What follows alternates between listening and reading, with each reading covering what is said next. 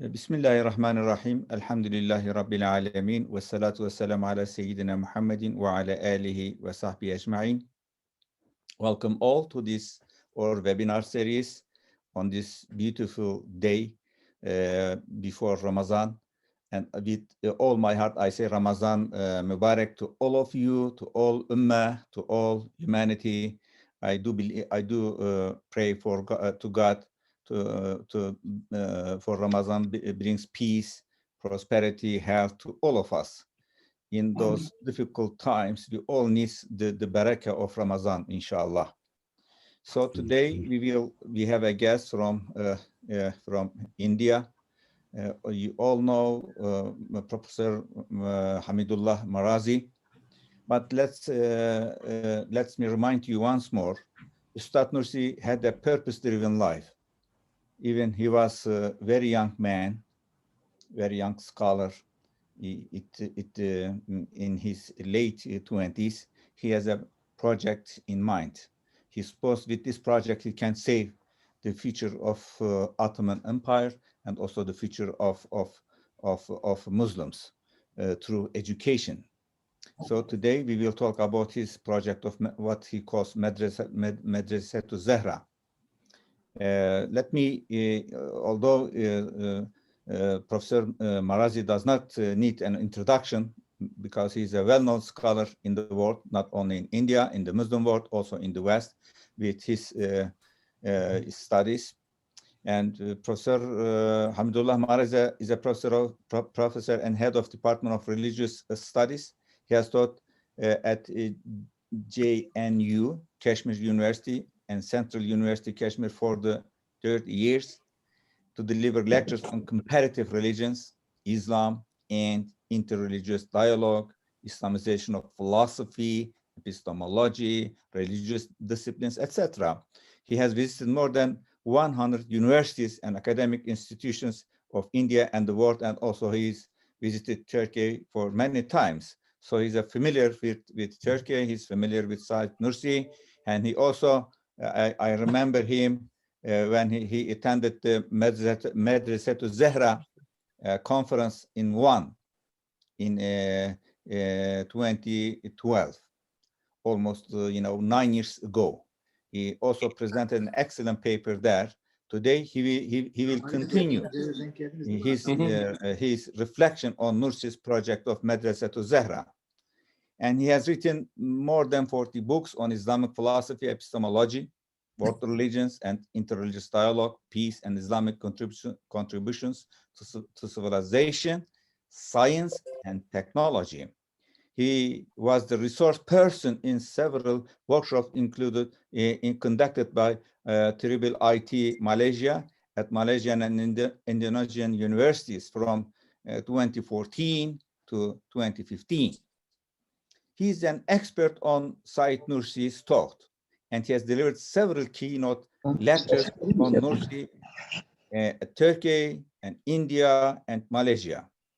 Now, he has a lot of other, scientific articles too, but let me just remind you once more the topic of today.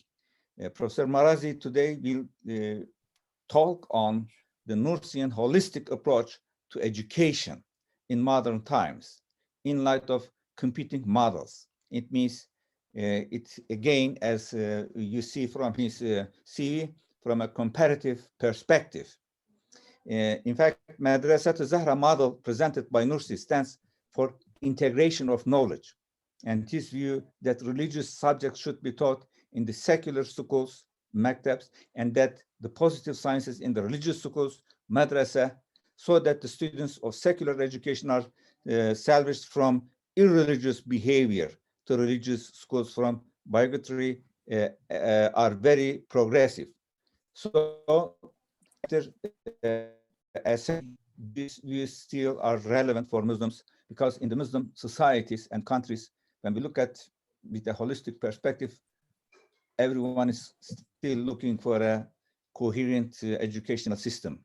I hope with his presentation today, with your comments and contributions and questions, we will bring more lights on this important issue.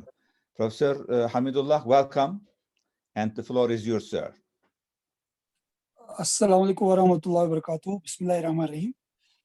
Nahmaduhu wa nasalli ala Rasul Kareem amma ba'd. Allahumma salli ala Muhammad wa ala Muhammad kama sallaita ala Ibrahim wa ala Ibrahim innaka Hamidum Majid. Allahumma barik ala Muhammad wa ala Muhammad kama barakta ala Ibrahim wa ala Ibrahim innaka Hamidum Majid.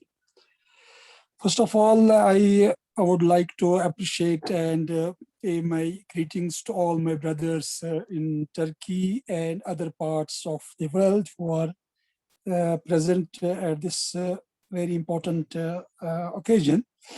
I am seeing great scholars of Islam and Nursian studies like Professor Colin Turner, Professor Faridul Atas, and Professor Faris Kaya, and Dr. Hakan, and many others. So this is really a great pleasure for me that I have been given this a chance to just talk about a very, very important subject of education, and that too in Nursian perspective. And at this time when the world needs an education policy and educational system, a model of education, where we are able to harness many needs of the humans, spiritual, moral, technological, scientific, and material, but in such a holistic way, in a balanced manner, where we are able to produce the great humans who can be the hope for future. Because the present educational scenario worldwide, especially in Muslim countries, is not very positive in its impact and its consequences. We could not provide an alternative to a mechanical and I should say westernized education, although there are good points in that education, no doubt. But the spiritual aspect and moral aspect is lacking, very badly in that scheme of education, which has made it lopsided system of education, and it has not helped the people to develop an unbiased, balanced approach towards life, and also to perform their duties as vigilant of God on earth. From Islamic point of view, if we just want to see this scenario. So today I will be talking about holistic education and Nursian model with reference to Muslim world. And inshallah, I will just try to talk about Madrasah Zahra. And in the same way, I will also talk about some other models briefly, because we have at least 3-4 models this time, which have been presented by Islamic scholars worldwide and some reformists like Maulana Maududi, Ismail Raji Faruqi, and Sir Said Ahmad Khan of India. And these are some competing models which can be also talked about, and we have good deal of discussion on those models, which is in form of books and manuscripts.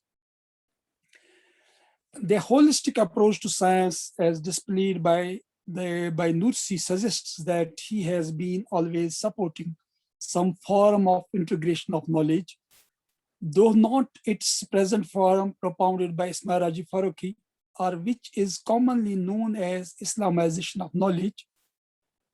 However, his approach to science can be called holistic in all respects.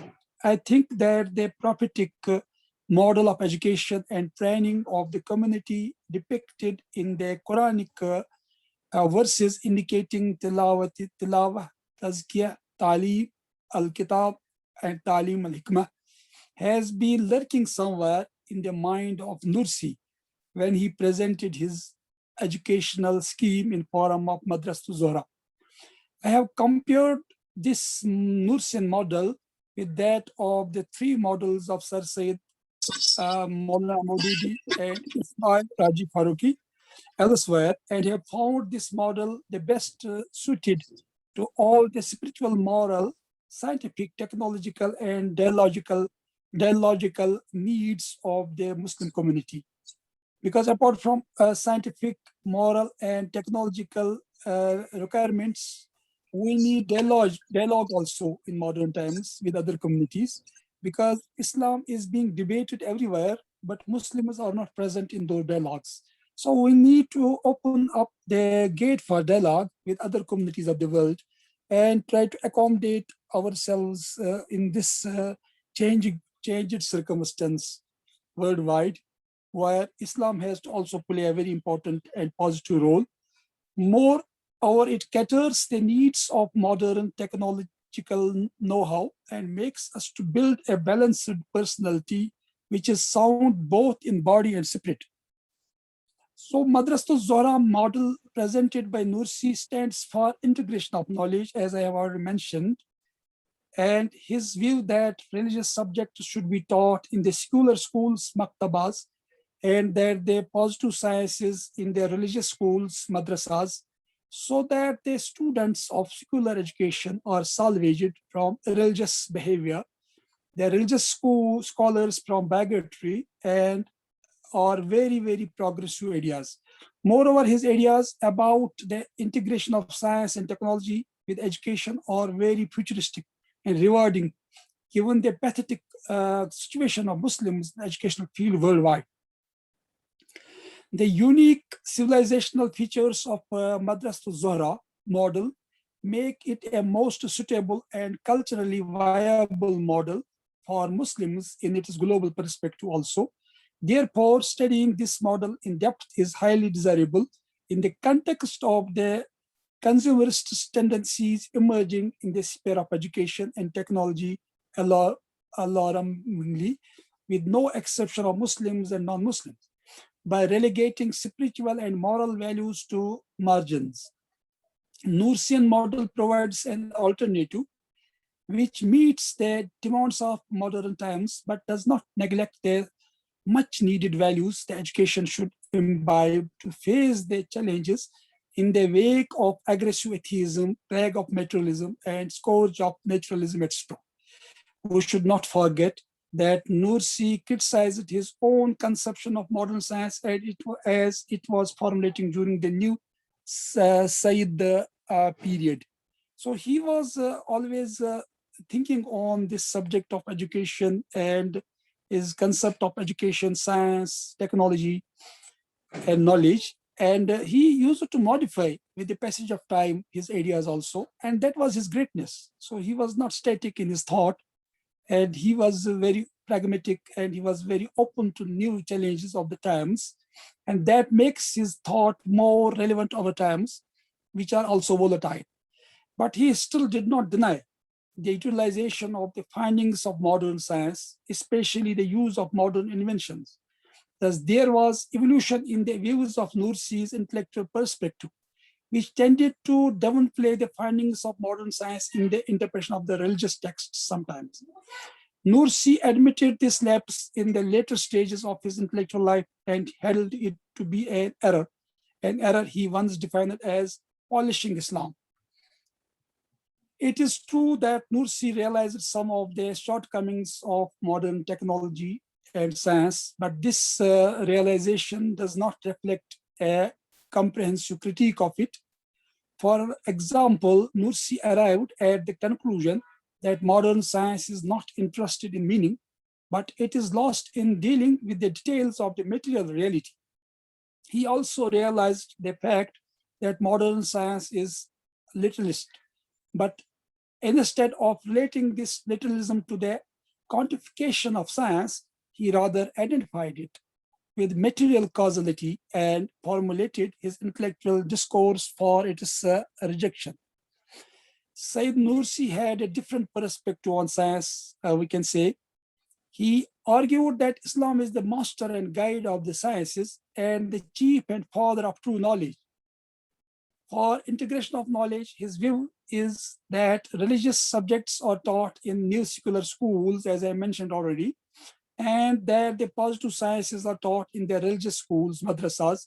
He argued that if the students are taught in this method, those in the secular educational institutions will be saved from being without religion, while those in the religious schools will be saved from bigotry.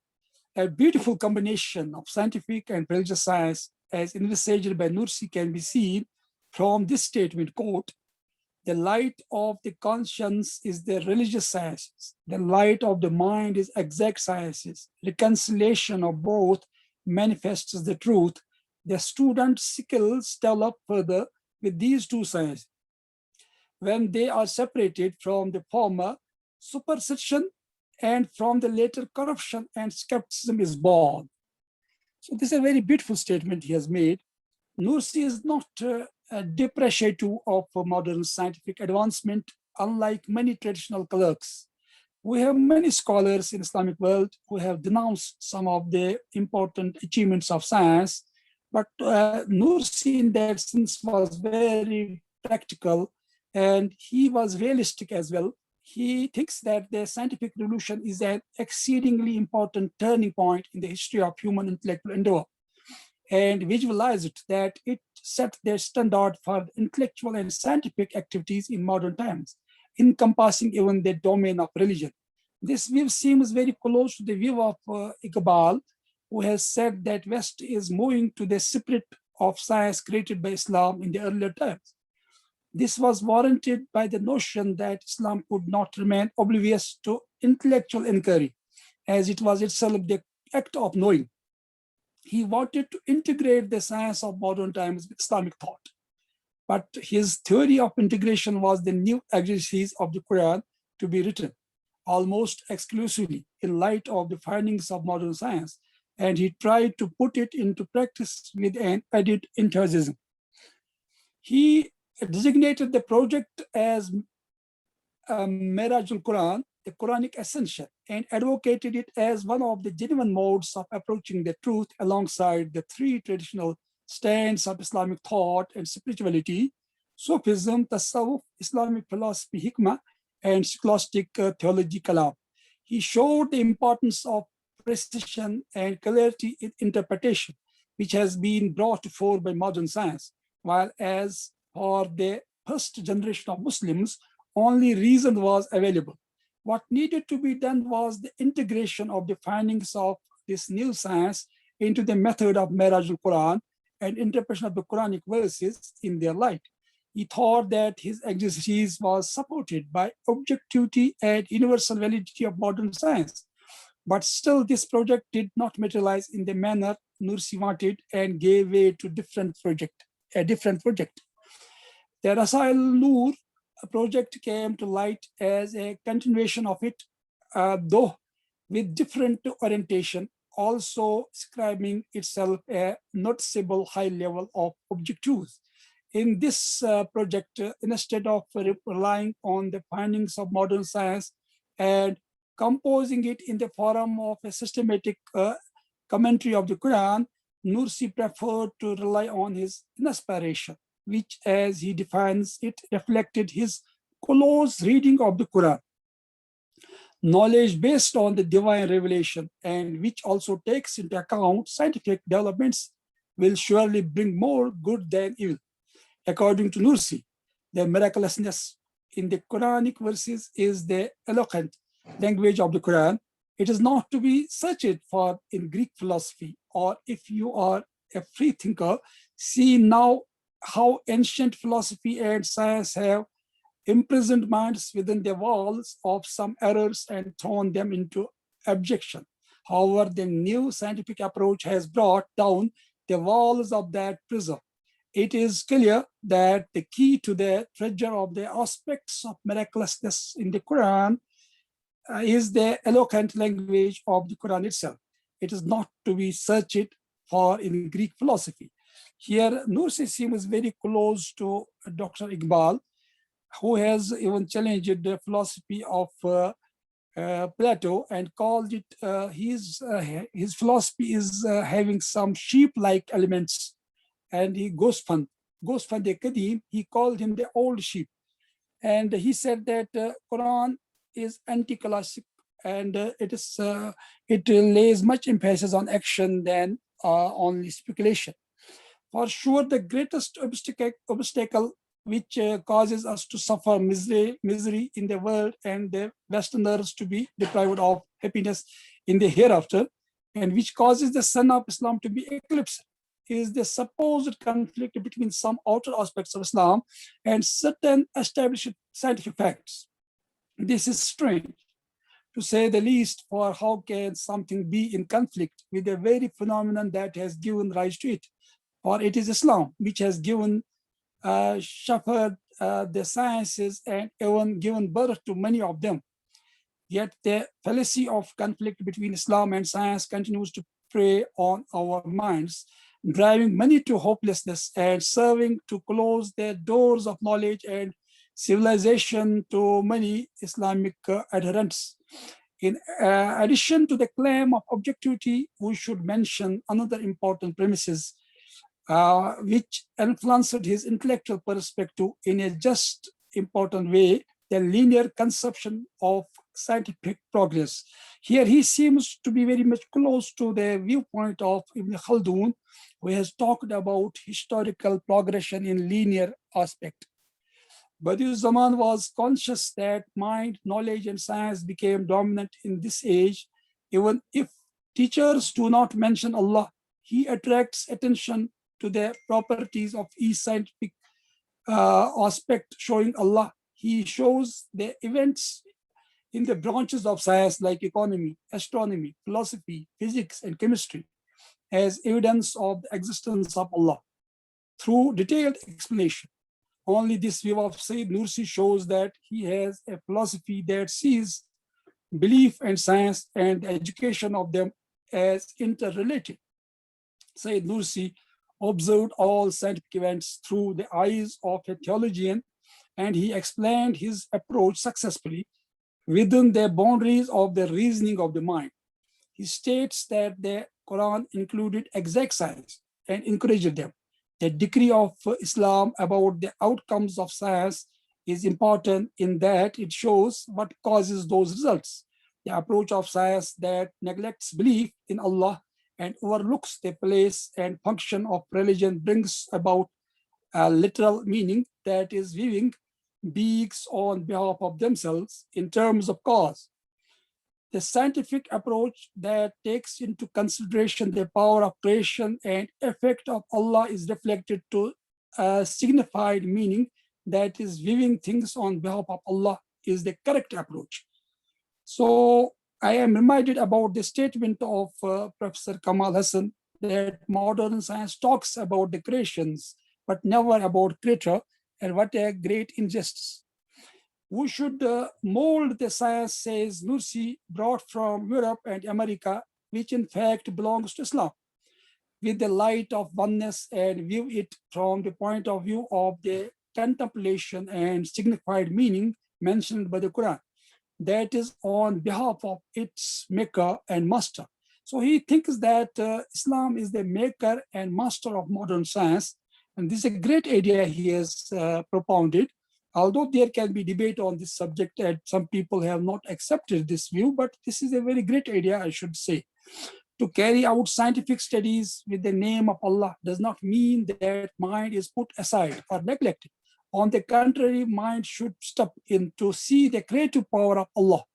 Badiüzzaman Said Nursi expresses this as follows, quote, "If you cannot encompass this elevated order, adorned with the bezels of wisdom, with your sight, and you are incapable of understanding it through inductive reasoning, look through the praying eyes of the sciences, which are the senses of your species and are formed through the meeting of minds and conjunction of ideas, and are like the ideas of the human race, for you will see an order that dazzles the mind.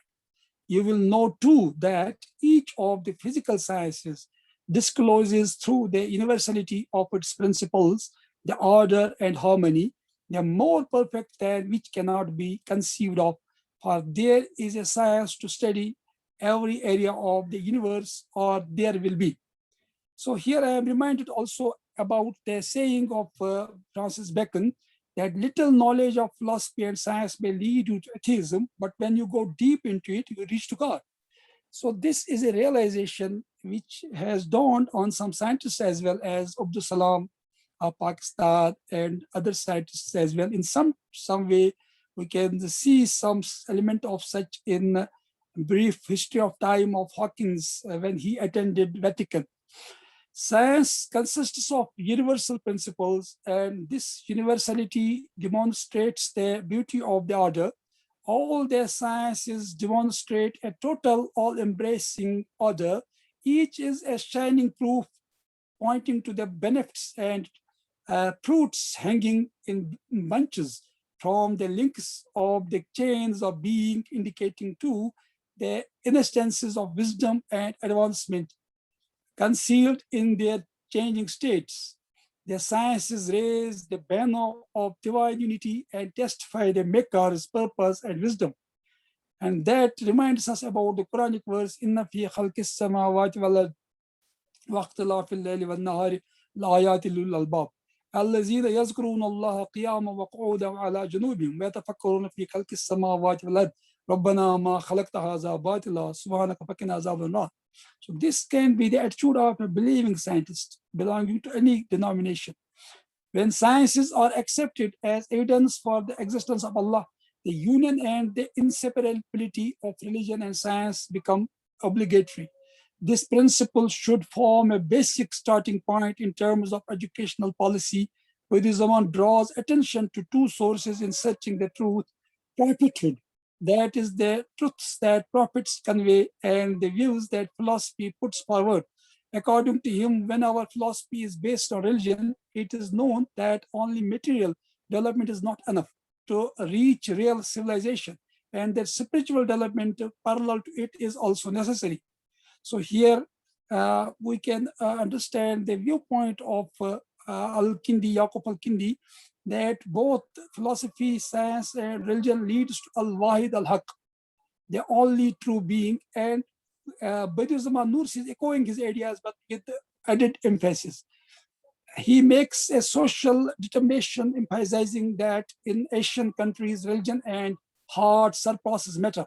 Quote, "Most of the prophets appearing in Asia and most of the philosophers emerging in Europe is a sign of pre-eternal divine determining that in Asia it is religion and heart that will make the people of Asia wake up, develop and administer themselves.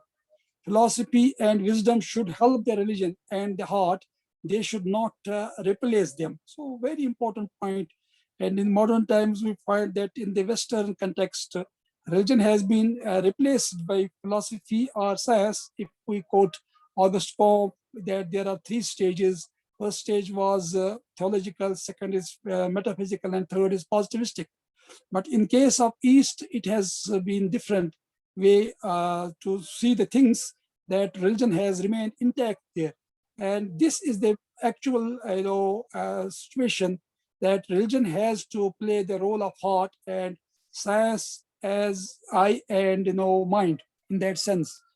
After asking the question, why should the world be a place of progress for everybody, but a place of decline for us?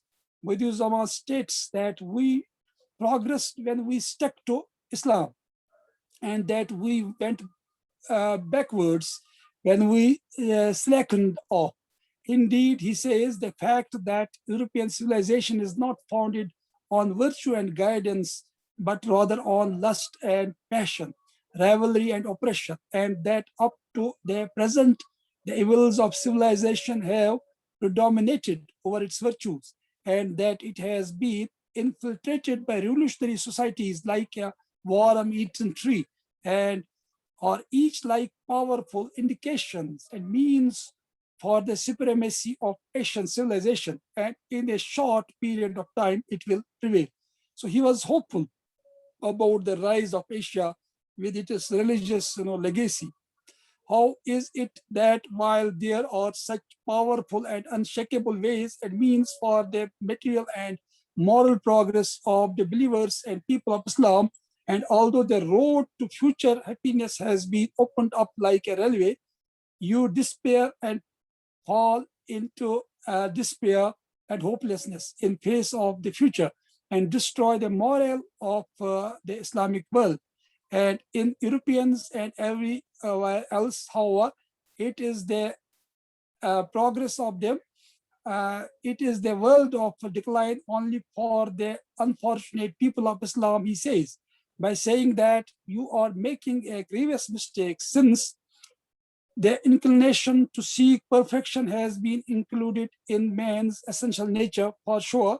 If doomsday does not soon engulf man as a result of his errors and tyranny, in the future, truth and justice will show the way to a worldly happiness in the world of Islam, inshallah, in which there will be atonement for the former errors of mankind, he believes.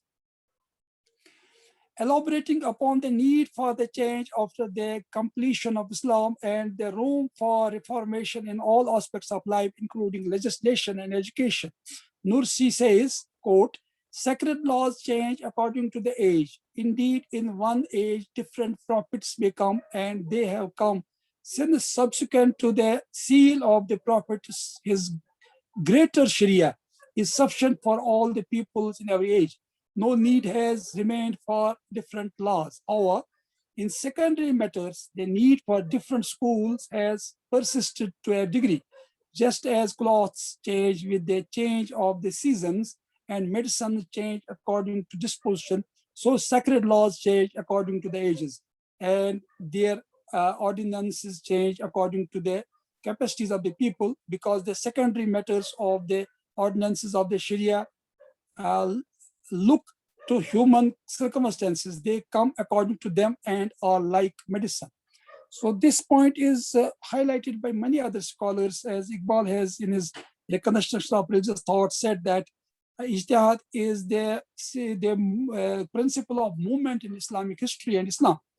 At the same time of the early prophets, the social classes were far apart, and men's characters were both somewhat coarse and violent, and their minds primitive and close to nomadism. The laws at that time came all in different forms appropriate to their conditions. There were even different prophets and laws in the same continent in the same century.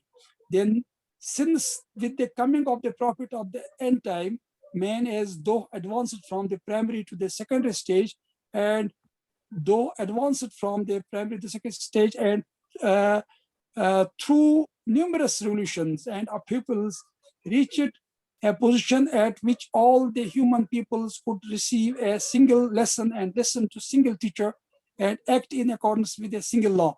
No need remained for different laws, neither was the necessity for different teachers. But because they were not all at completely the same level and did not proceed in the same sort of social life, the schools of law became numerous. Professor, he says further, Professor Marazi, you have 15 more minutes, then we will have questions and comments and lively dialogue, inshallah. And our attenders from Singapore to New York City and to UK, we expect from, if they have any question, you can write at the chat box. Okay, thank you. Please continue. Thank you, sir. So inshallah, I'll be completing within 15 minutes, I hope. He says further, if the students of a school of higher education, the vast majority of mankind, were clothed in the same sort of social life and attained the same level, then all the schools could be united. But just as the state of the world does not permit that, so the schools of law cannot be the same. The traditional Islamic schools of thought and spirituality had degenerated, and they had to be replaced with a different schools. Very great, concern he has shown. And this was the concern which was also shown by Dr. Iqbal in the Indian context when he invited Anwar Shaikh Kashmiri to Pathankot for reconstruction of legal thought in Islam. But when Anwar Shaikh Kashmiri could not make it, then he invited Maulana Maududi. But when Maulana Maududi reached to Pathankot, Iqbal was no more, but Maulana Maududi continued that mission. So this feeling that we need change in the this jurisprudence of Islam, and we need reconstruction of religious thought and legal thought in Islam, was the great concern of Nursi as well. And he has justified the existence of various schools, but he says that there is need of change and reformation. And this is not the reformation which has been mentioned by people like Muhammad Abdu and Rashid Raza Misri. He does not want to compromise with the Islamic ideals. That's very interesting in this respect. In Nursi's eyes, the Risale Nur collection came to fill this gap, and he believed that it succeeded in this to a great extent, synthesized thought and spirituality in a single body of work. Nevertheless, they do not provide a satisfactory answer to the question of why he came to consider that traditional schools as having degenerated. And this has been there, and there can be some debate on this subject. What brings this important detail into light is a series of statements made by him on the relationship between the emergence of modern science and the lack of effects of the traditional schools. The totality of these statements reflects the fundamental premises of Nursi's thought as they were formulated during the old Sayyid period in a clear way and provide important insights. The only solution to this is to teach religious sciences properly in modern schools, to teach new branches of exact sciences instead of ancient Greek philosophy. So this feeling that we don't need now the Greek philosophy of the earlier days, this is a very important point, because still in our madrasa and makatib, this Greek philosophy and logic, Shams Tabri, Shams Bazga, and Sadra is being taught, and he said we need to replace this, which is unnecessary now, and he says it's unnecessary in religious schools, and to have very competent scholars in Darwish lodges, So he does not forget the sphere of, I should say, spirituality, which he calls Zavia. And we need competent scholars in Darwish lodges. When they are realized, those three branches will develop in harmony and reach high ranks. So that is Zavia, Madrasa, and Maktab. These are to be integrated. And I don't find even this balanced approach even in Maulana Maududi or Ismail Raji Faruqi, and there it is lacking in Sir Said Ahmad Khan to a great extent. But here, these three aspects of Islamic life have been combined, and it seems very close to the Quranic terms, that is yatlu alayhi ayatihi wa yuzakkihi wa yu'allimul kitab wal hikmah. Tazkiyah falls in this, I should say, Zavia field and realm, and then hikmah falls in madrasa, and yu'allimul kitab wal hikmah falls in madrasa. So these three have been integrated nicely by him, by these three terms, I should say, Zavia, Madrasa, and Maktab. And I don't find this anywhere else in any Islamic scholar of modern times, that they have integrated these three aspects of Islamic life. We can't think about without spirituality, and we can't think without science, and we can't think without the tilawat of the kitab and talim of the kitab, that's Quran. So the basic role of Quran and cardinal portion of Quran in the syllabi of Muslim schools. And this point had been highlighted by Maulana Maududi in his book Talimat, when he gave the alternative syllabus for the illegal Muslim university. But unfortunately, that was not implemented. But Maulana Maududi started a Sanvi Darasgah at Rampur, where from great scholars like Najatullah Siddiqui and others have emerged. Even Wahiduddin Khan is also product of that madrasa. Madrasah Zahra, as it is seen in the proposal, Said Nursi wanted to realize unity in education and to eliminate bigotry originating from ignorance. If they were realized, a new generation that would surpass scholars, scientists, and philosophers like Plato, Avicenna, Bismarck, Descartes, and Taftazani would emerge. So a great idea. He wanted to, he went to Istanbul for the first time in order to present his proposals to the Sultan and give him his petition just before the proclamation of the constitutional monarchy, 1908. Unfortunately, he was not allowed to talk to Abdul Hamid II, the Sultan. Safiq Pasha, the Minister of Internal Affairs, talked to him. Said Nursi did not regard this talk sufficient. He expressed his views through articles in the newspapers and his speeches.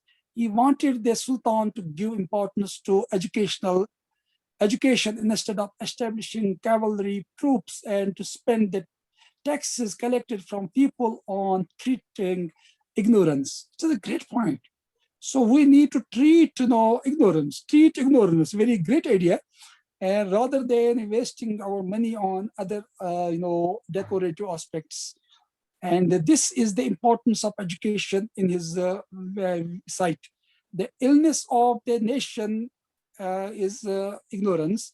He gave great importance to expressing the intense need of the community for education, because the nation's thirst for a new education policy was to be addressed. And this was needed in order to be, which was compatible with Islam. We see that Badiuzzama insists on his proposal of establishing an Islamic university, which would save Eastern Anatolia from ignorance and would develop it. That he demanded it from Turkish Grand National Assembly while the Republic was being founded. That with the significance of 163 members of the parliament out of 200, a fund of 150,000 lira was allocated for it, but that it was unsuccessful because the government of the period did not adopt it.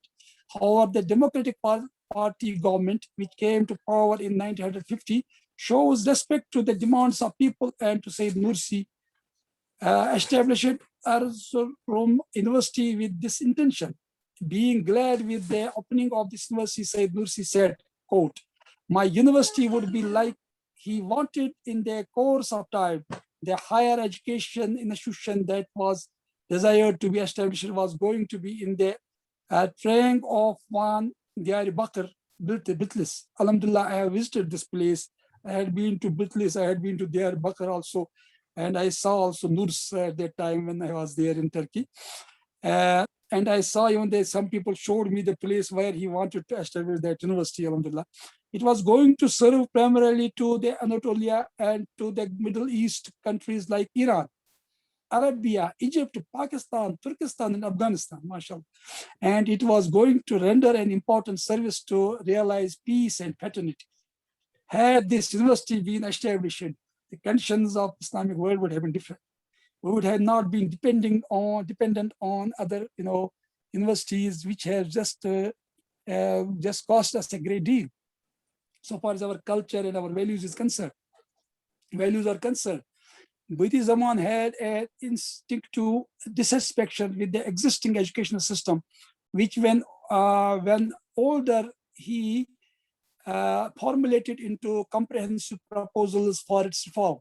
The heart of these proposals was the bringing together and joint teaching of the traditional religious sciences and the modern sciences together with the founding of a university in the eastern province of the empire, the Madrasah Zahra, where this and his other proposals would be put into practice. In 1907, his endeavors in this field took him to Istanbul, as I mentioned already, and an audience with Sultan Abdul Hamid, although subsequently he twice received funds for the construction of his university and its foundations were laid in 1913. It was never completed due to war and the vicissitudes of the times. Conclusion. In this way, the Madrasah Zahra model given by Said Badiuzzama Nursi is very comprehensive and caters needs both of religious sciences and morality, and thus makes beautiful blend of all the three in a holistic manner. Sir Said had envisaged a model based on Western standards of morality and scientific temper, but he ignored the basic religious elements which were being trampled over under his feet, because Western secularism and atheism was the leading educational undercurrent post-Renaissance. Maulana Maududi was a visionary, but practically, except his experiment with Sanvi Darasgah at Rampur, no other full-fledged scheme of education could be implemented by him, which could convince Muslim world to adopt it or make it as a model. His critique was limited to Sir Said Ahmed Khan's model of a secular education. No doubt he gave very important proposal to the authorities of the Medina University and also provided good advice to Nadwatul Ulama India functionaries at various occasions, but practically his suggestions remained just recommendatory and were not implemented fully anywhere in the world. Ismail Raji Faruqi has given a full-fledged scheme for Islamization of knowledge, which is nowadays known as integration of knowledge. And on the basis of his area, which were shared by his many colleagues, like Suleiman Abdul Hamid, several research and educational institutions of the world, repute at Malaysia and Islamabad have fruitioned into reality. But Nursian model surpasses all these models as it is envisaged in the wake of aggressive atheism and plague of materialism, which had made their inroads under the garb of the naturalism in post-Kemalian Turkey. This model has taken full cognizance of the needs of Muslim clergy as well as the laity. It has talked about the universal terms and has laid much emphasis on spiritual values and moral etiquette to be inculcated in the students of the Zahra University. And I still hope that this university should come to fore, and it should happen someday in our life, so that we are able to attract the best minds of Islamic world who can just give the leadership to the Muslim world, which is much needed in modern times where Muslims are lacking leadership in all aspects of life. Thank you very much. Thank you very much. Shukran jazilan, jazakallah. It was an excellent talk on this beautiful Sunday, and we have very respected scholars on Nursi from Singapore to New York City to UK to many parts of the world, alhamdulillah. But the right question is from the right person. The first question is from Colin Turner. As just you are finished with your last sentence, he just wants to ask a question. Colin, yeah, I have completed. Would you like, I have completed. Now you ask and he also ask your question in person, Colin?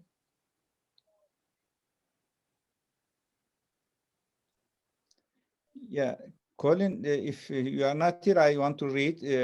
Colin says, Said Nursi's dream never materialized, and the state of our scholarship and education is just as bad as it was when he was writing.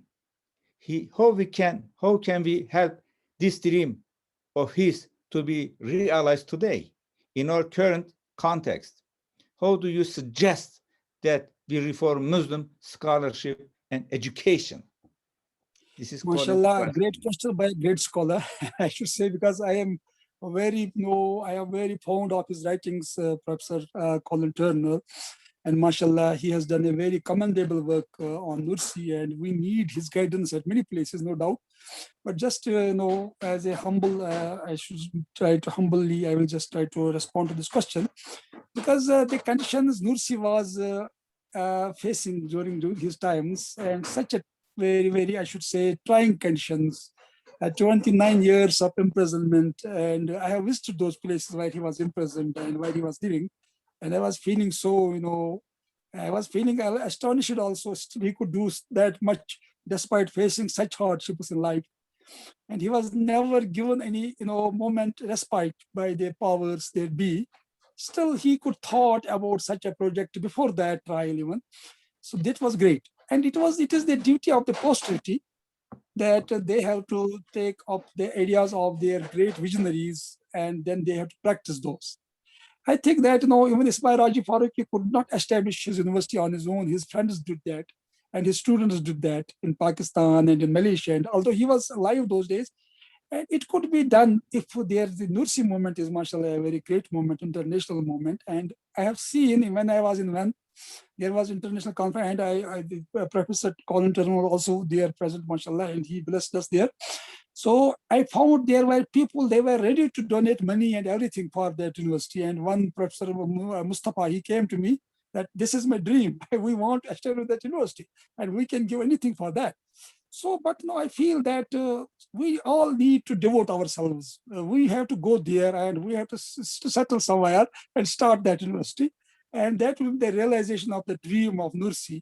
And the scholars of Nursi, whether they are in any part of the world, and in Turkey, mashallah, they are the devoted persons. We have to do something practically now, because blueprint is there.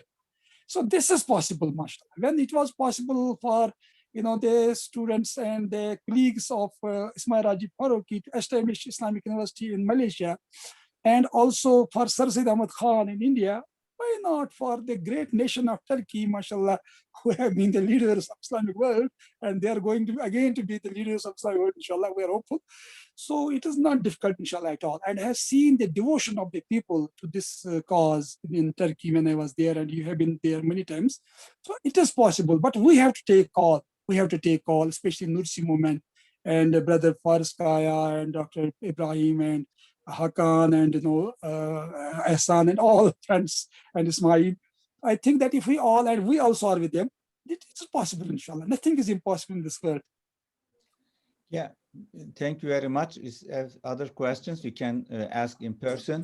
And I want to ask, when waiting for others to comment or to contribute, Professor Marazi, as you said just about the concrete establishment of a university in Turkey, but what about, providing textbooks, content of the education, to content, enriching the content, developing content available to Muslims from Morocco to Jakarta by by Nursi, followers of Nursi. When we look at Socrates, he never left a book of a letter, but his student Plato made his philosophy, master philosophy, available to the whole world. And it is almost, we have many examples in the history of Islamic legacy of learning, and also in the Western civilization. Do you think there is a big, another job for Nursi followers to provide textbooks to be used in all over the world, not in today's, even in the West, in EU, and also in America? There are millions of Muslims that still have problems how to teach religion to their children. It's a very good question, sir. Basically, I was also facing this problem in case of Faruqi's Islamization of knowledge, integration of knowledge, and even we had several workshops at Malaysia and Indonesia, how to write textbooks according to the policy of integration of knowledge or Islamization of knowledge. And we wanted to train some scholars and teachers how to write books for the students in science, in philosophy, in social sciences, in arts, in humanities. But having the perspective of integration of knowledge in view in all these endeavors. And that is possible. Basically, vision is there, and scheme is there, model is there.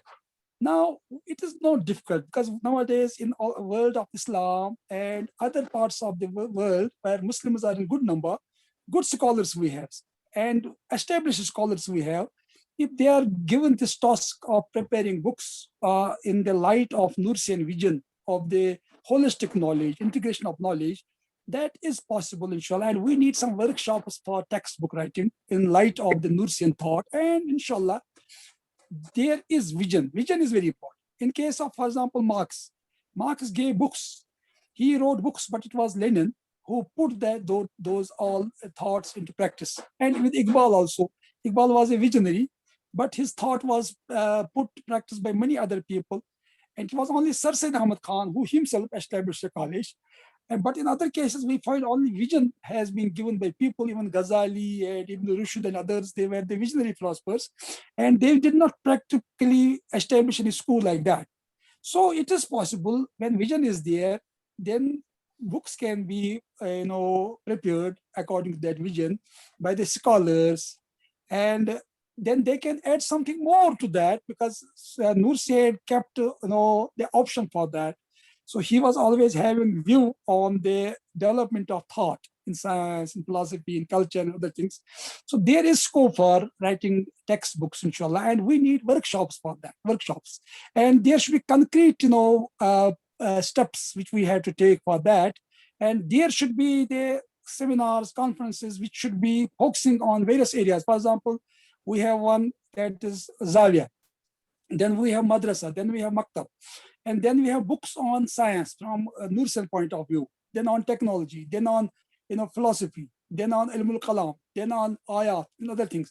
So there we can have the, I should say, focus and type of workshops where we can give the task of preparing articles, chapters for the books, and those can be discussed in those workshops.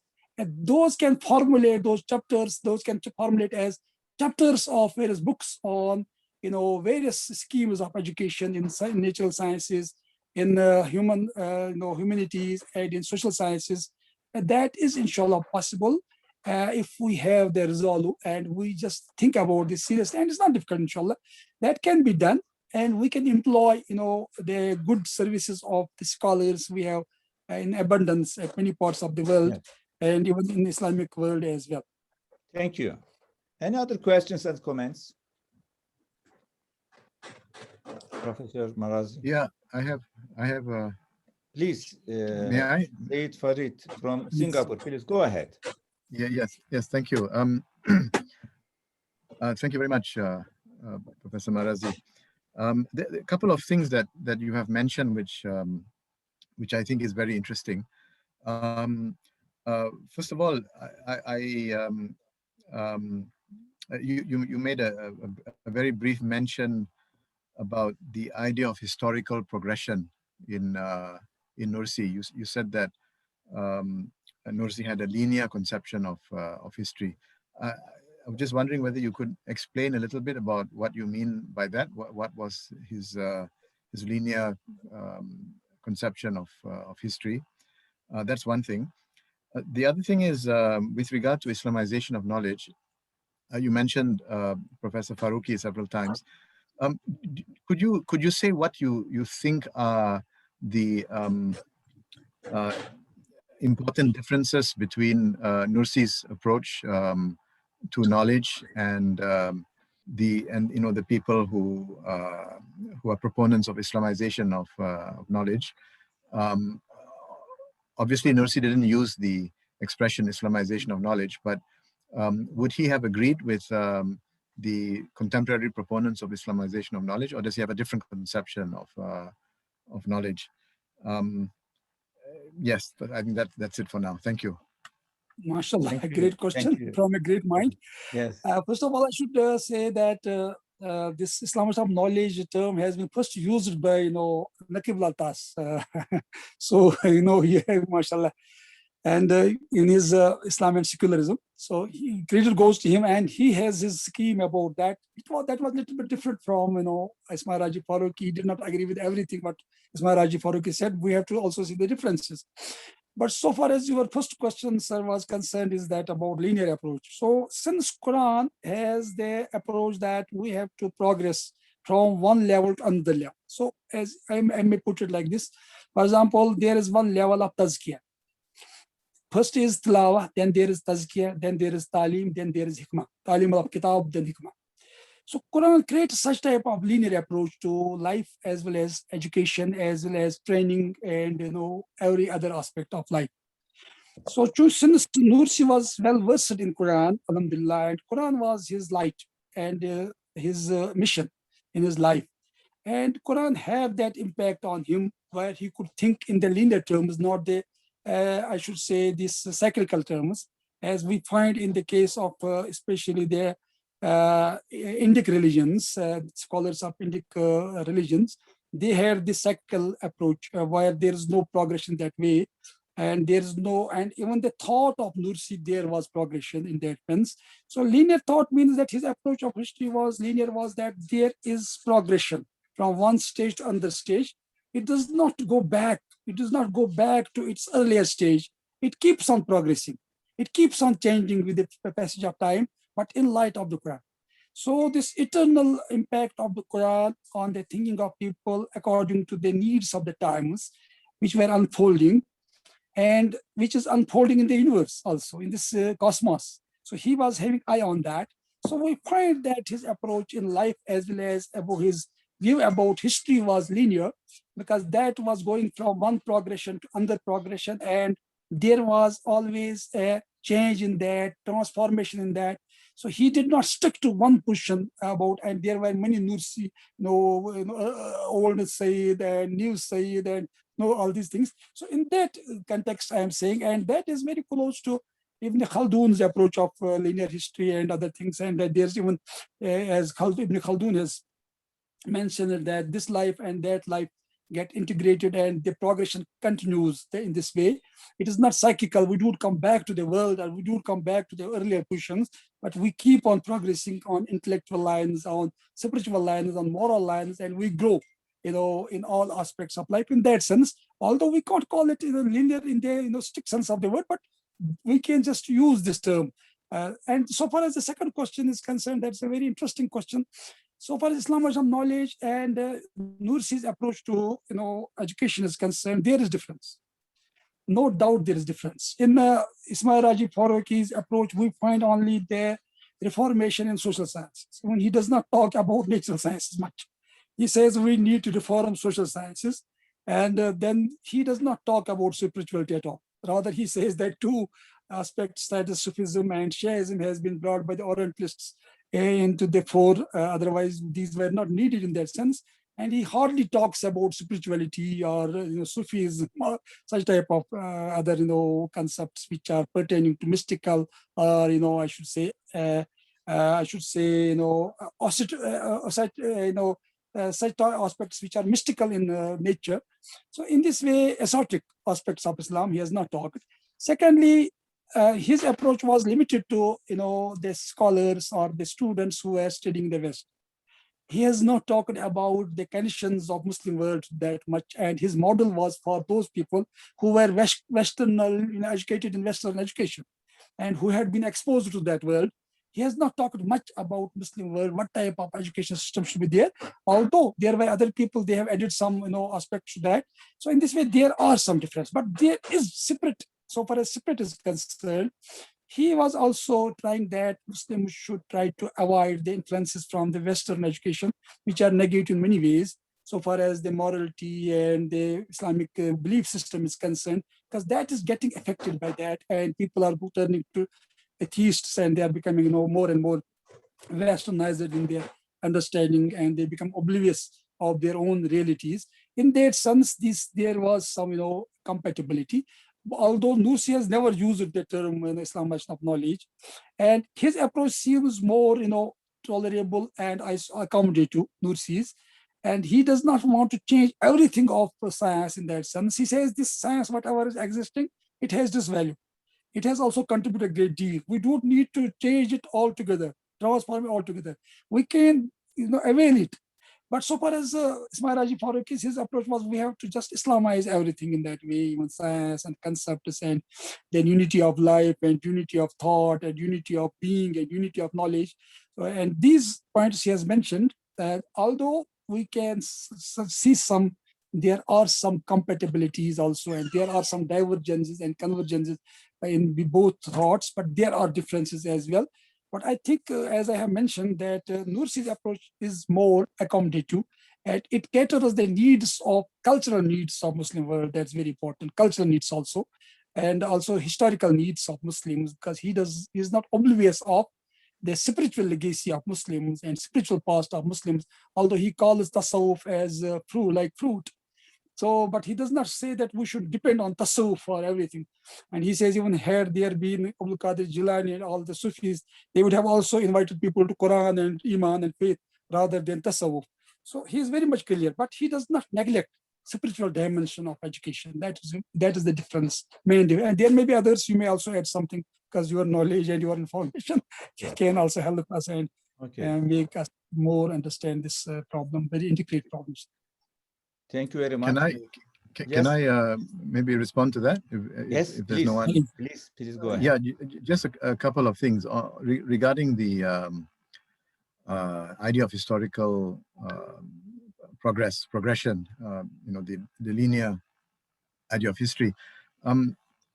I was thinking perhaps we may make a distinction between the progress, the spiritual or moral progress of the individual, which of course is linear. It's not cyclical, in the sense that the idea is that human beings can develop and progress to a higher level of spirituality and morality. That indeed is the ideal, and it is also possible. It's shown that it is possible for human beings to progress in that sense.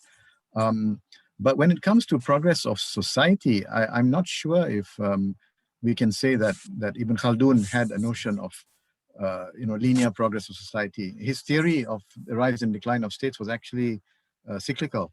But the question of progress in terms of political systems, in terms of economic systems, in terms of society as a whole, is a different question from that of spiritual or moral progress. So when we talk about linearity, I think we need to make that distinction. So the linear notion of progression, of historical progression, is something that developed in the modern period.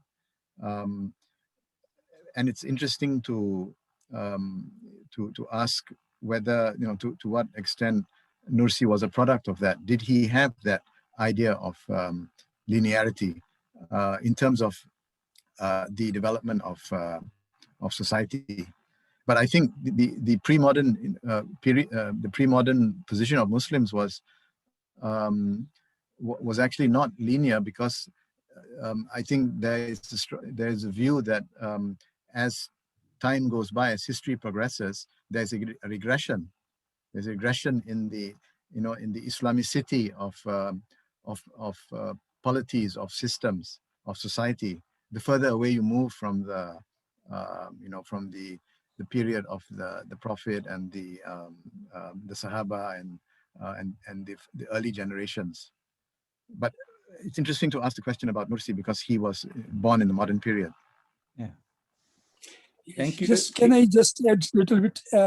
Although, mashallah, I'm happy that Professor Farid Al-Atas has just added something new to this dimension of linearity and also the linear progression. My point was basically that Islamic world had also some such scholars and some visionaries who were influenced by Islam as well as by their modern thought, and they did not remain stagnant. That's very important. But the impact would have been more from their religion than from modernity. So that's the point. But they have not ignored that aspect, that there is need of progression. So that was important. And they did not become static, although they were rooted in their legacy, very much rooted in that. But they were not ignorant of their times as well. So that was the change with continuity. In that sense, I was talking about linearity, not in the sense of, and so far as Ibn Khaldun, so this is a very good debate we can have, inshallah, and we can learn from Professor Farid Saab. I am thankful for his comments and for his what observations. I am very thankful for that. Thank you. Yes, thank you very much. In fact, when Ustad Said Nursi developed his theories, his views in the background of a westernization project in Turkey, since what we call Tanzimat. So the people, the westernized people in Turkey, who then they got everything, they shaped the new republic on these new values. They have the Enlightenment idea of linearity. Therefore, the linear development. Therefore, they assume we cannot go back. The past is the past. We have to go to the future.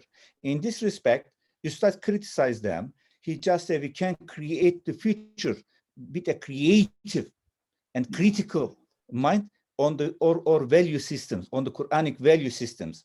In this respect, he says, as you remember, when he was on his way back from Istanbul to Van, he visited Tbilisi, and the Russian policeman asked him, "What are you doing?" He replied, "I'm planning my madrasa." He says, "Where are you from?" He said, "I'm from Bitlis." And he replies, "This is Tbilisi." He said, "Tbilisi is Bitlis, they are, brothers or sisters." But then when he learned about his project, he says, he laughed. The policeman is left. He said he found Nursi very utopian, and he said, do you believe? Do you assume this winter will continue? As this winter will be followed by spring, spring by summer, summer by fall. So everything in the future will be produced on the Quranic values. And it will be through the new educational system. I think we have to, this deserves more attention, more studies maybe, because this is a big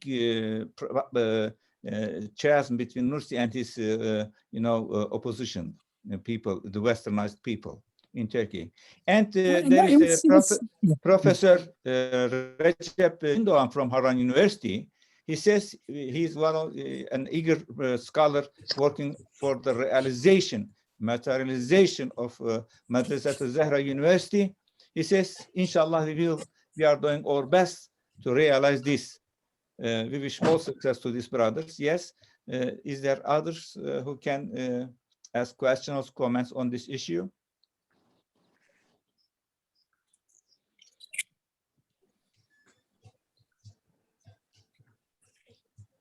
Yes. If no one is going to ask right now, there's one last thing I want to mention. Okay. It's Please about the Nursi's idea of the Madrasah Zahra.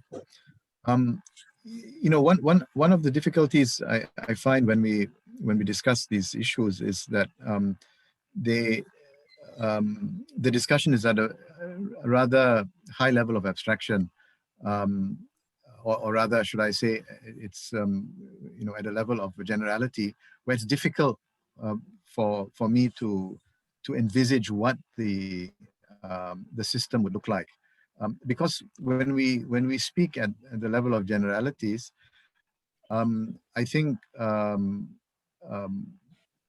many of the Muslim educational system institutions that have emerged in the, let's say, since the 1970s, all over the Muslim world, but also in the West, in Europe, in America. You have Islamic universities in Pakistan, in Malaysia. You have ISTAC before in Malaysia, cases in Malaysia. And then you have some of these Islamic colleges in the US, and you have the university in Rotterdam. So they all profess to do the same thing, to somehow merge spirituality and religious teaching, religious sciences, the traditional sciences of the Muslims, with modern knowledge. But what I would be interested, and this is my question to you, Professor Marazi, to understand really Nursi's approach, what would the curriculum look like? Can we can we construct on paper a curriculum that has specifically Nursian features?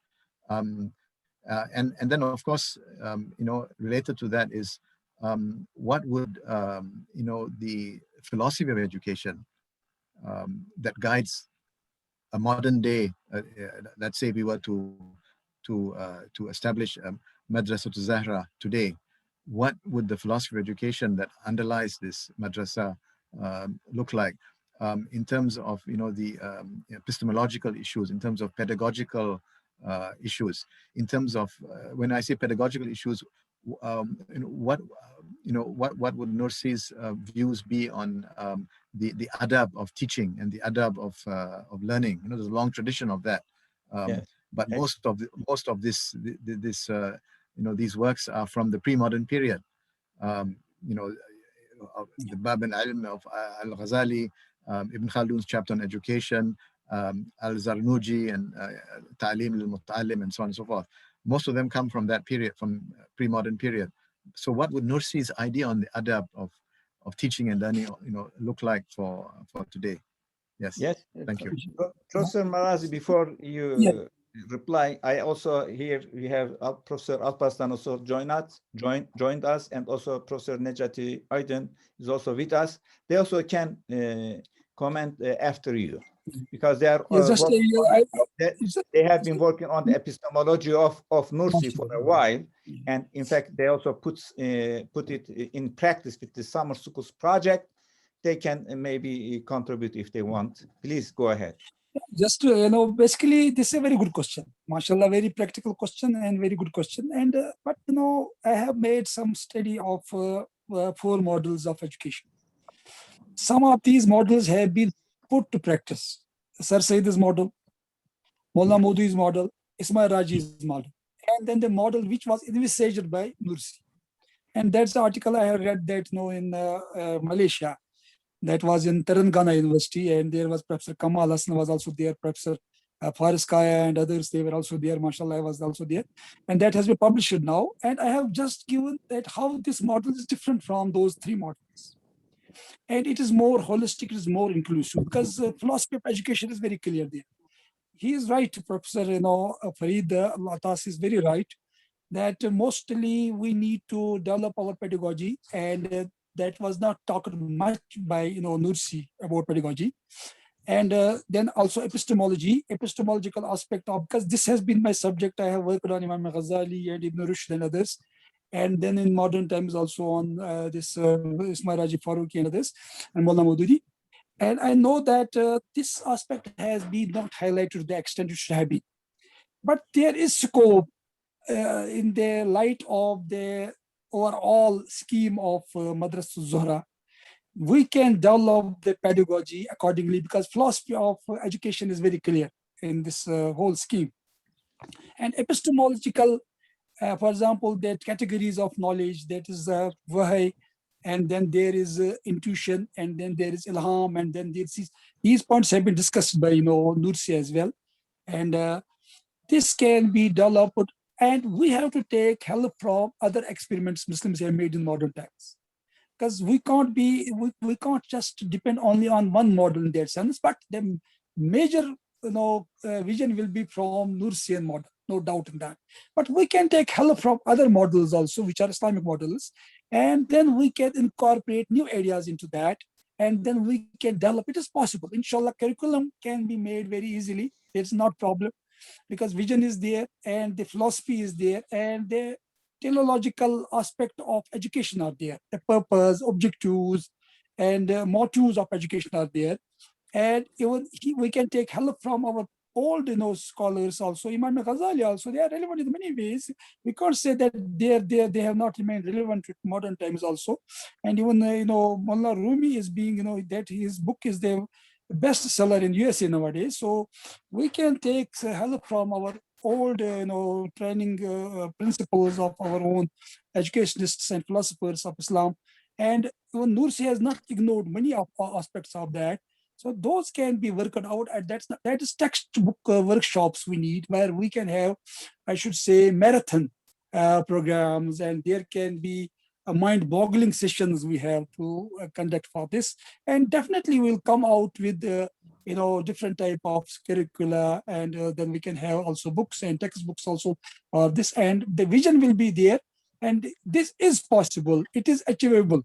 It is not impossible, I can say this, because vision is very clear. So we need philosophy is very clear, although we can add some more angles to this, no doubt, and we can take help from other models which have been developed in modern times by Islamic scholars. Professor Marazi, as you remember, or many of you will remember, Alfred North Whitehead, the famous philosopher, founder of process philosophy, once he said, the whole Western philosophy is a footnote to the Plato. Yeah. His philosophy is included. He means, Plato is open up so many avenues for us to think, to rethink, to be creative. So can we say Nursi, with his project of Madrasah Zahra, and later he said in 40 years in my life and 30 years of my learning, I just learned 4 words, 4 concepts. One is Manai Harfi. What is Manai Harfi? I think we have to rethink about what he means by Manai Harfi, because when we try to understand Manai Harfi, what he means by Manai Harfi, we come up with the Quranic Weltanschauung, the Quranic worldview. Maybe here some other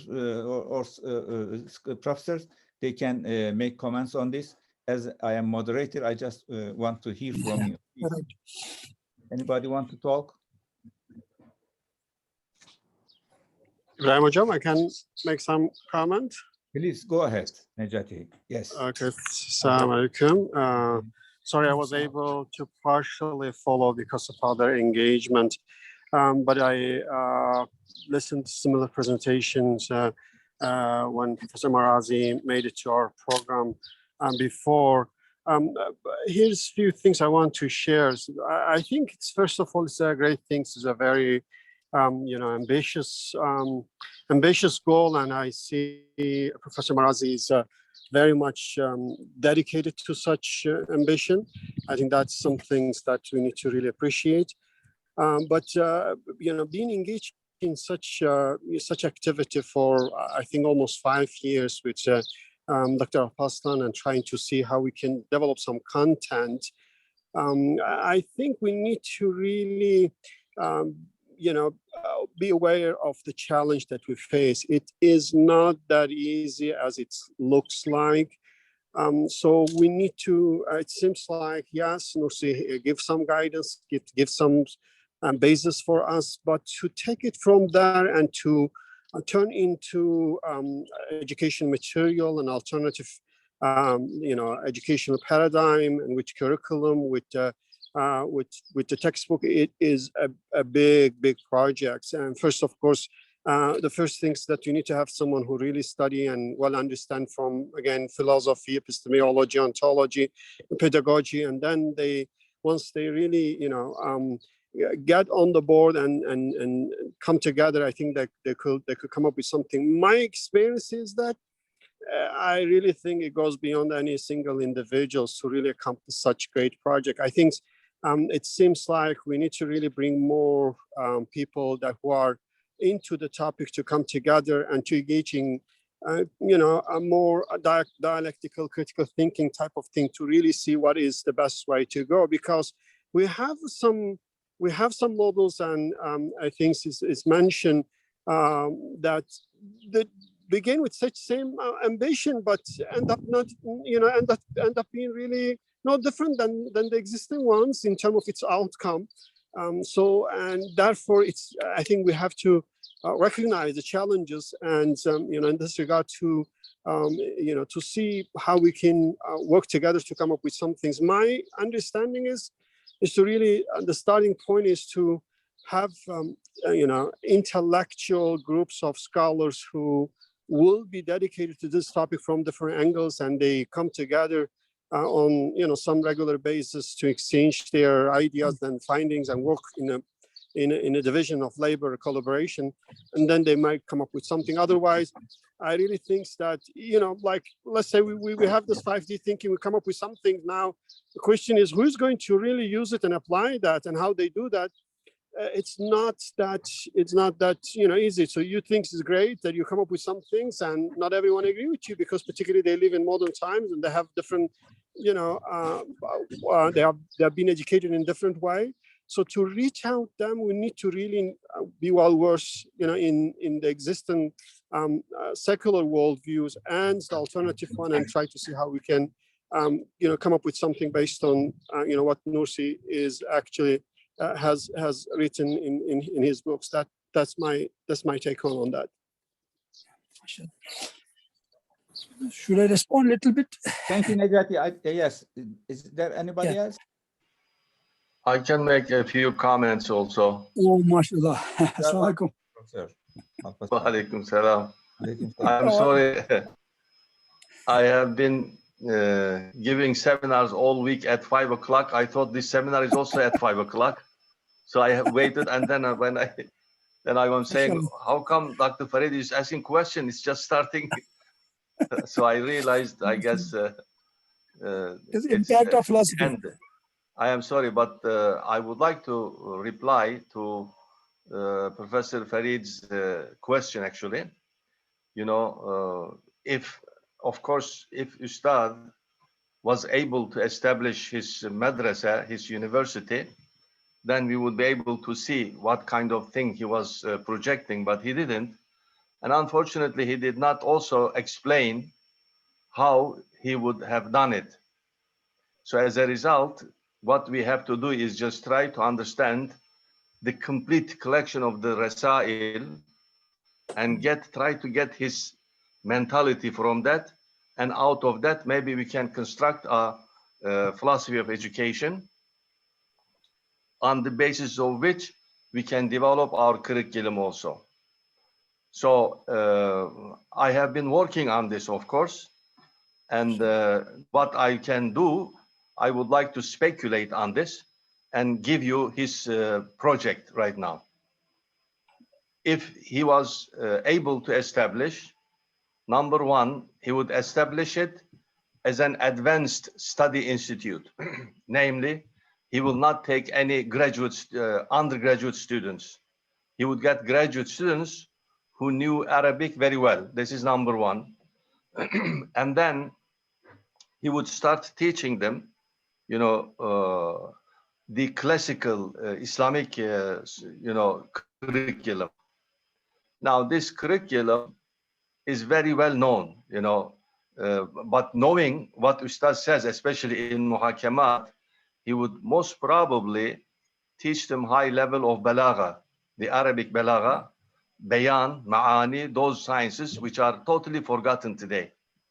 Nobody is studying except some certain experts. If somebody is interested in Arabic studies, they probably do, but no one else is studying. No Muslim scholar, as far as I know. Again, exception could be in the madrasa, if he has madrasa education. So after that, he would concentrate on teaching the usul, the methodology, in other words. And this methodology would definitely be based on the Quran, and come up with probably a new usul al-fiqh, as far as I can understand, you know, his approach. So, you know, and concentrating on such classical Islamic sciences, putting the Quran, you know, in the center of the whole perspective, he would try to give them a mentality, an Islamic scientific mentality, so that the students will be able to look at everything from that perspective. Now, after that, he would probably start teaching them modern sciences. You know, whatever the students, maybe number one, they would have some general, you know, studies in mathematics, astronomy, physics, and so on, but concentrate on certain area, namely to become expert in certain area, and they would probably will continue in this way. And this education, depending on the ability of the student, will most probably last at least 10 years. So this is the thing I am, you know, picturing, and that is why, you know, today in the Muslim world, our students are not trained in the classical learning. When they study these modern sciences, they don't know where to situate it, you know, as far as their mental framework is concerned. So this is you know, totally lost, unfortunately, in the Muslim world. And usually I give, you know, this explanation.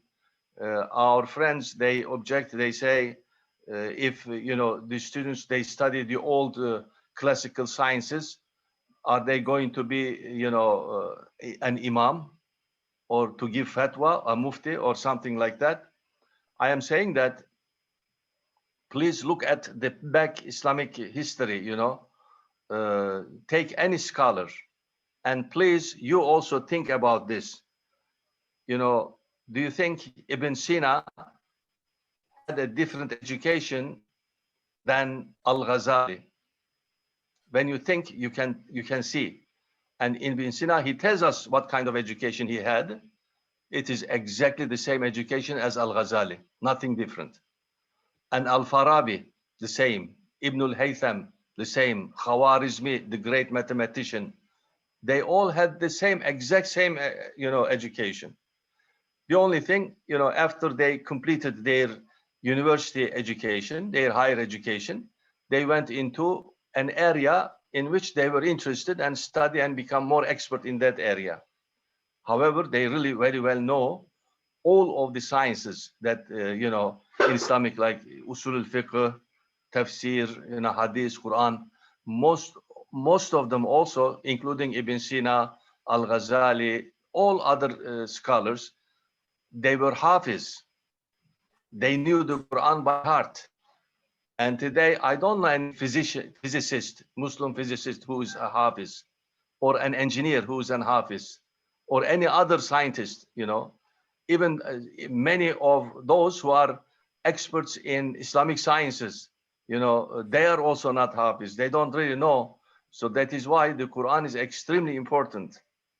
Because you see, I am saying like something like this: if you do something, the place where you start is your foundation. I mean, look at Islamic education. Where did it start? I usually, look at where the Prophet ﷺ he started, whether Darul Arqam or Sufa. At the center was the Quran. You take the education of Al-Ghazali, at the center is the Quran. You take Ibn Sina's education, at the center is the Quran. Ibn Sina himself is saying he started by studying the Quran and memorizing it, which he completed at the age of 10 years old. And my professor Fazl Rahman Rahmatullah alayhi also, he finished his hifz memorization in a very, very early age. So therefore, this should be at the center, and all other sciences should revolve around the Quran. And that is why he said, he made Tawheed Qibla with the Quran. The Tawheed Qibla is possible only on the basis of the Quran. So this should be at the center of Islamic education, whatever it may be, physics, chemistry, astronomy, or whatever. I think that he was projecting this kind of an approach and develop a higher education institution, and the graduates, when their number increase, they would go and they would start establishing the lower levels of education. So from top to the bottom, it would continue like this until there were enough educated people with the same mentality, so they would be able to spread this kind of an education. And that is what the Prophet ﷺ, he had done it actually in Medina. Remember, if you have time, please try to read Muhammad Hamidullah Rahmatullah alayhi's paper, the Islamic education at the time of the Prophet ﷺ. So he tells us, whenever somebody was very well educated in the Quran, he would send him to establish the same system in other areas of where Islam was spreading. So this is the system. And usually, when I explain my system, many people around me, they object. They say, well, the students who graduate from your system, what are they going to invent in engineering, in chemical, in chemistry, or in astronomy? What are they going to be? What kind of a scientist? Well, I said, if you had seen the education Ibn al-Haytham had, you would never thought that he would establish a new science called optics. And the same thing, al-Khawarizmi also, like that. And our Prophet ﷺ, he was never worried about sciences, never worried about science. But look at this, he never cared for sciences. He cared about knowledge, ilm, in other words. But ilm based on the Quran. But look at the civilization that came out of that. So therefore, the purpose is important in education. The purpose, as Ustaz Nursi says, based on knowledge and supplication. You see, this is the important thing. Once you establish this very well, whatever the community needs, these graduates will run after that to complete that, to make that at the best level. So this is how I am projecting. Thank you very much, Professor Alparslan. I have a question. You put the Quran as at the center of the Islamic learning legacy, as from the historical perspective. I completely agree with you. But with the Westernization project in Ottoman times, in subcontinent, and in Egypt, we witness some scholars, Muslim scholars. They know Quran very well, but they have a doubt about the Quran, the value of the Quran. The Quran can give anything to the modern age. Some of them even they lost their belief. What would you like to say about these scholars? Well, let's not forget in what kind of a world we are living. So therefore, the Quran should be taught, accordingly. Those people, they just had, with the traditional understanding, and they had no, they were not really taught the Quran in the proper manner. But if they are taught like the way it is really explained in the Rasail, namely very rationally, very scientifically, in such a way that it would give answers to the problems of our age, I am sure this will not happen. So that means they were not really properly educated.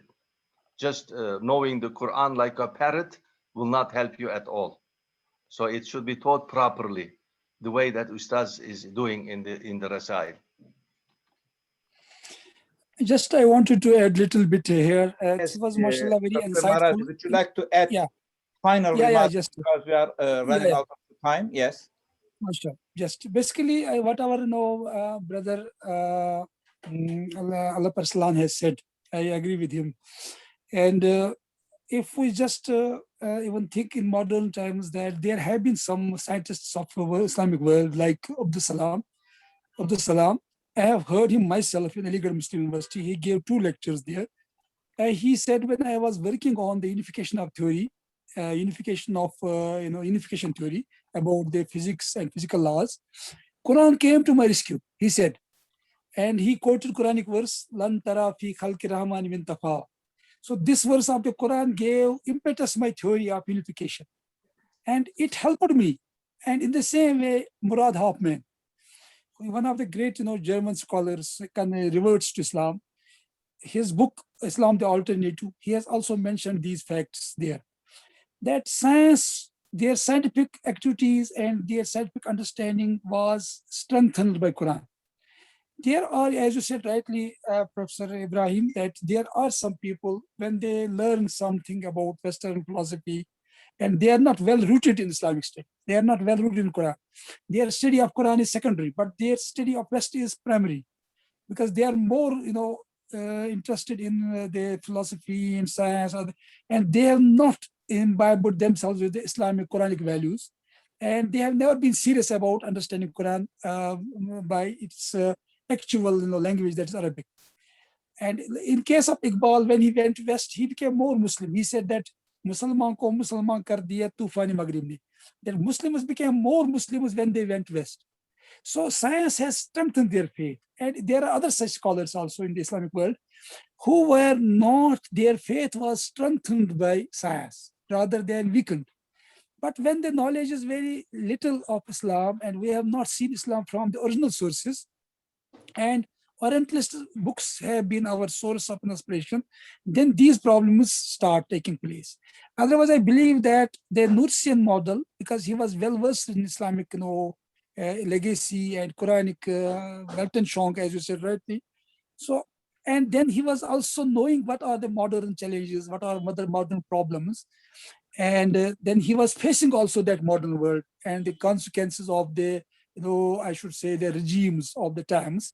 And then he came out with some idea. So this was a very pragmatic idea. He was knowing the times of his age. And then he was also knowing the challenges of his age. And same was the case with Maulana Maududi. That was same was the case with, Dr. Ali Shariti of Iran, and also with the Ismail Raji Faruqi.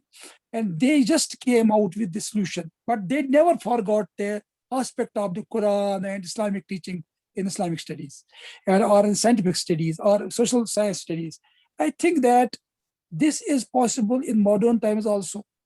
When a policy which was not very clear to that extent as we find the policy or the method or the scheme of Madrasah Zahra, which was very clear then, even the Islamist of knowledge of Ismail Raji Faruqi, but still they could establish a university. Although there are some weak points or weaknesses, shortcomings there as well.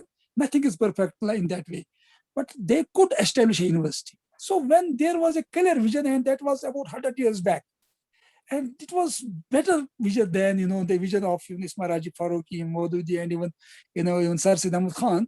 Why that could not be put into practice? That could be, but there is need of resolve.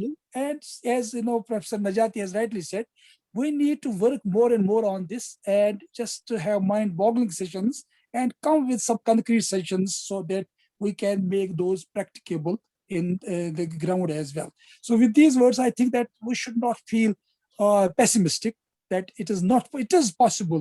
This project can be developed and curriculum can be developed, pedagogy can be developed, and basic thing is vision, as you said rightly, as also, Allah has rightly said that vision is very important. The insight is very important, which we find in abundance in Rasala Nur, pertaining to all sciences. Thank you very much. We have a wonderful 1.5 hour discussion and and very contentious debate. And I think we can talk on this for hours, because it is one of the most important problem of the Muslim world today still. So there is a lot of things that have to be done. I think this webinar is a good, can be a good new step, humble step towards the realization, materialization of Madrasah Zahra project, and also in the spiritual sense, in educational sense too. I wish like to thank Professor Marazi and say good evening to him, as he's from India, and also say good morning to Nursian, and she also asked a very good question and made a comment. And I wish, we are just at the eve of Ramadan. I want to say Ramadan Mubarak to all of you again, and I wish Ramadan brings blessings to all and heals our wants, and also brings shifa to our patients who is waiting for orders in the hospitals. And my son just recovered from this COVID-19, and it was very difficult times, 10 days for us waiting when he was in the hospital. And we not only make dua for him, for all patients all over the world, our brothers and sisters, wish for their recovery, and Allah may, inshallah, help all of us. And also, our next meeting will be in April 25, and our speaker will be Professor Ian Markham from US. He's also has a lot of studies on Nursi. Inshallah, see you on the next meeting, and Ramadan Mubarak. Assalamu alaikum wa rahmatullahi wa barakatuh. Thank you very much. Thank you.